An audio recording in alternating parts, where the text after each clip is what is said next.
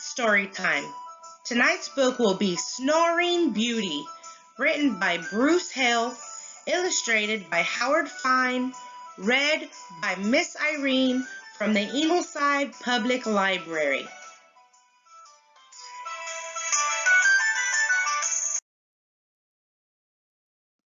Long, long ago, about 602 years ago, last Friday, at 7 p.m. Fairy Standard Time, to be exact, the childless King Gluteus and his wife Queen Esophagus got lucky at last. "A baby girl!" Queen Esophagus cried. "I'll eat to that," said King Gluteus. For the rest of us, peasants and milkmaids and frogs, it was business as usual. Yada yada, hippity hop. The king and queen threw a big wing-ding for their daughter's christening. They invited every fairy from far and wide. But, wouldn't you know it, they left one out. This really cranky fairy named Bibo, who was off hosting a garlic festival. On christening day, the baby girl was named Princess Drachmina Lofresca Malvolio Margarine. Poor little tadpole. She smiled and cooed anyway. The dining hall bulged with lords and ladies, and up at the main table with the king and queen sat 7 of the funkiest fairies you've ever seen. Hexus and Blexus, Nostraline and Umpadine, Phlebitis and Tentinitis, and Fred, who wasn't really a fairy, but no one had the heart to tell him.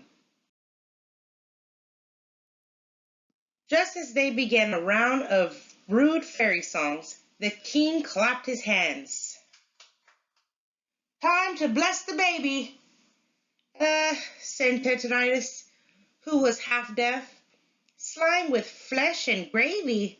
No thanks, I'll be back in a twinkle." And she waddled off. One by one, fairies shuffled past to bless Princess Drachmina Lofresca Malvolio Margarine, Marge for short. "She will be the most beauteous maiden in the land," said Hexus. "She will be the wittiest," said Blexus.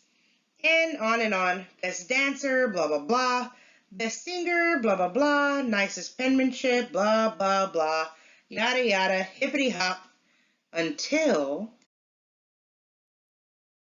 Bam! The door blew open. There stood Bibo the fairy. She looked like trouble and smelled like garlic. "So sorry I'm late," she snarled sweetly. "The carrier pigeon must have eaten my invitation." She stuck her big bazoo into the crib and barked. "When this babe turns 16, she will be run over by a pie wagon and die." Tentinitis returned just at that moment. What's that?" she said. "She'll turn into a dragon and fly?" "Die!" snapped Bibo. "Spy?" asked Tentinitis. "Die!" shouted the garlicky one. "Oh my," said Tentinitis. With a grumble and a growl, Bibo blasted off. Tentinitis turned to King Gluteus and Queen Esophagus. She could not undo Bibo's gift, but she could bamboozle it. "My blessing is that, instead of turning into a dead dragon," "But Bibo said," the king began.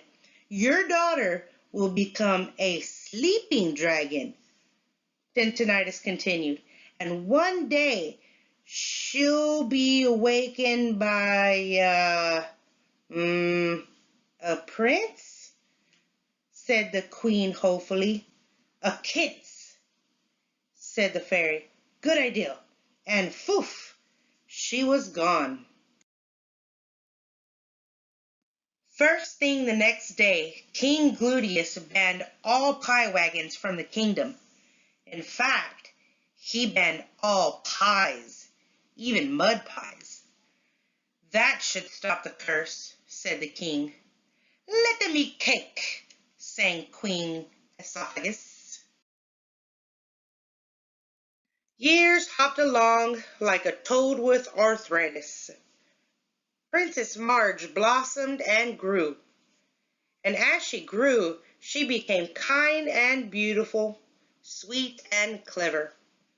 As the fairies promised, Marge could sing like a nightingale, dance like sunlight on the water, sew a wedding dress blindfolded, make a chocolate cake from dirt and rocks, build a house in a single day, yada yada hippity hop.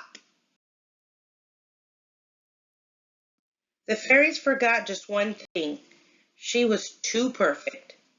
Nobody wanted to play with a girl who could do everything twice as well as they could. Princess Marge was lonely. The day the princess turned 16, an old woman in a wagon rolled up to the castle. Let me in, she pleaded. I bring a yummy, nummy treat for the princess. The young guard spied a wagon load of pastries round as wheels. A sweet smell made his belly rumble. Yummy, nummy indeed. After so many years, he didn't know a pie from a pollywog. The guard opened the gates. The wagon trundled inside. And at that very moment, what are the odds, I ask you? Marge was crossing the road to the cake shop. The street was steep, the wagon wobbled, and before you knew it, the pie wagon swerved and crunched over her foot. Yow! Cried Princess Marge, and just as Tendinitis foretold, Alabam! Marge turned into a dragon, and ala beep! She fell deeply asleep. Now, legend says that the whole castle conked out too. Yeah, right. Here's what really happened.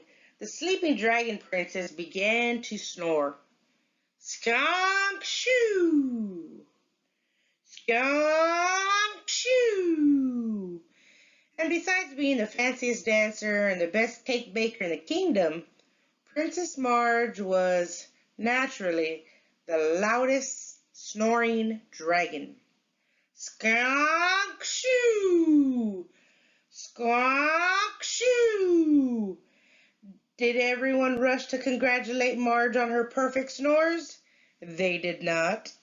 No one comforted her enchanted sleep. The dragon princess dreamed lonely dreams. Days passed. No one could sleep with the racket and ruckus. Those with carriages visited far-off kingdoms. Those without wore earplugs and shouted.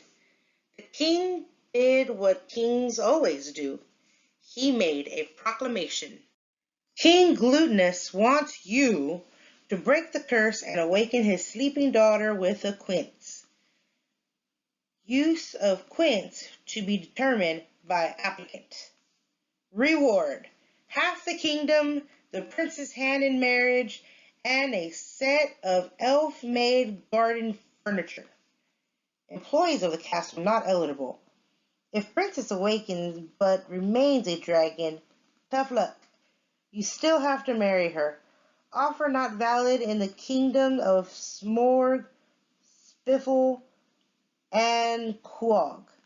Void where prohibited.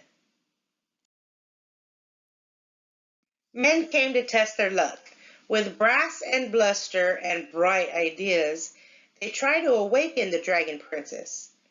One spoon quince curry between her lips. Marge snored on. One tickled her with the leaves of a quince tree. Schwank, shoo, schwank, shoo, Marge snored on. One pelted her with ripe quince. Close, but no cigar. Marge snored on. Months passed.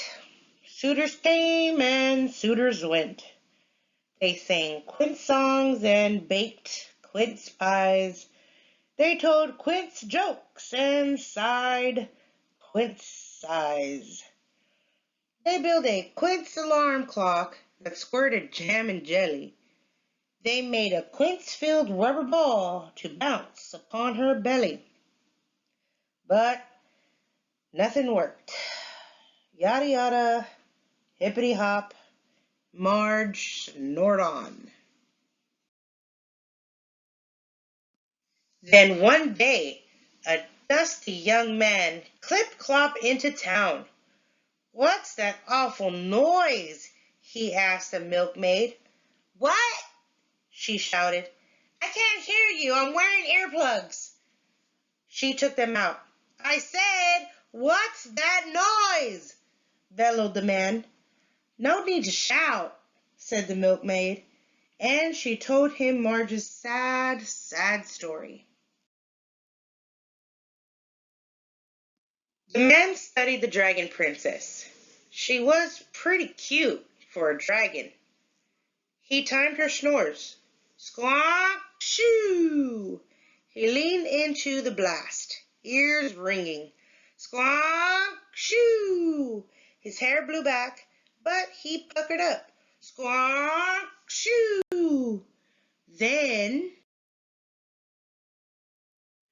smack! Blink!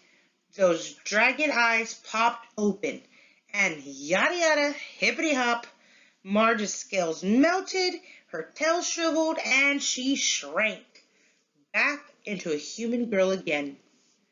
"Are you a wizard?" she asked the man. "Golly, no, I'm a prince," he said. "Prince Quince, to be exact."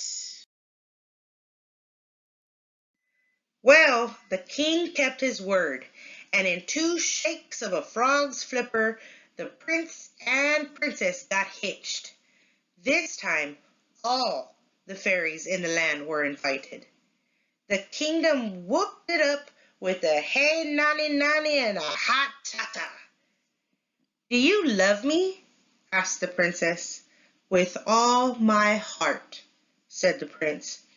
"Even though I'm the best at everything?" Prince Quince smiled. "Honey, nobody's perfect."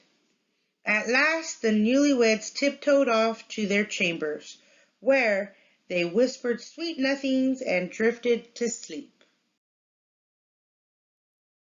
Later that night, something awakened the prince. Squawk, shoo! Squawk, shoo! Prince Quince sighed. He kissed his wife's cheek, stuffed some earplugs into his ears, and rolled over. And despite the truly royal ruckus, they live happily and noisily ever after.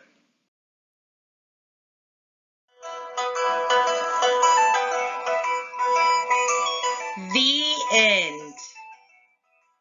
Good night and sleep tight.